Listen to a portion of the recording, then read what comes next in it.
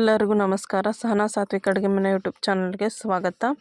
ಇವತ್ತು ಬೆಳ್ಳುಳ್ಳಿ ಅನ್ನ ಬೆಳ್ಳುಳ್ಳಿ ಅನ್ನ ಮಾಡೋದು ಹೆಂಗಂತ ಸಿಂಪಲ್ಲಾಗಿ ಮಾಡೋದು ಹೆಂಗಂತ ನೋಡ್ರಿ ಸಖತ್ ಟೇಸ್ಟಿಯಾಗಿ ಸಖತ್ ಸಿಂಪಲ್ಲಾಗಿರುವಂಥದ್ದು.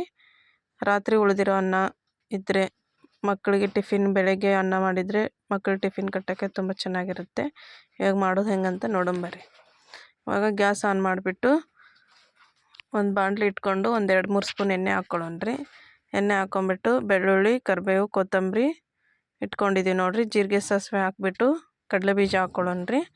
ಕಡಲೆಬೀಜ ಹಾಕ್ಕೊಂಡು ಸ್ವಲ್ಪ ಕಡಲೆಬೀಜ ಬೆಂದ ನಂತರ ಬೆಳ್ಳುಳ್ಳಿ, ಉಪ್ಪು, ಕರಿಬೇವು, ಕೊತ್ತಂಬರಿ ಹಾಕ್ಬಿಟ್ಟು ನೋಡಿರಿ ಸ್ವಲ್ಪ ಕರಿಬೇವು, ಕೊತ್ತಂಬರಿ ಹಾಕ್ಬಿಟ್ಟು ಸ್ವಲ್ಪ ಬೇಯಿಸ್ಕೊಳ್ಳೋಣ್ರಿ. ಬೇಯ್ದ ನಂತರ ಇವಾಗ 1-2 ಸ್ಪೂನು ಅಚ್ಚ ಖಾರದ ಪುಡಿ, ಕೆಂಪು ಖಾರ ಹಾಕ್ಕೊಳ್ಳೋಣ್ರಿ.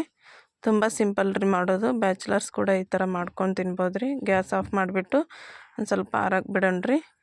ಇವಾಗ ರಾತ್ರಿ ಉಳಿದಿರೋವಂಥ ಅನ್ನ ಮಿಕ್ಸ್ ಮಾಡ್ಕೊಳ್ಳೋಣ್ರಿ. ನೋಡ್ರಿ ಸಖತ್ತಾಗಿದೆ. ಲೈಕ್ ಮಾಡಿ, ಶೇರ್ ಮಾಡಿ, ಸಬ್ಸ್ಕ್ರೈಬ್ ಮಾಡೋದು ಮರಿಬೇಡ್ರಿ. ಥ್ಯಾಂಕ್ ಯು ರೀ.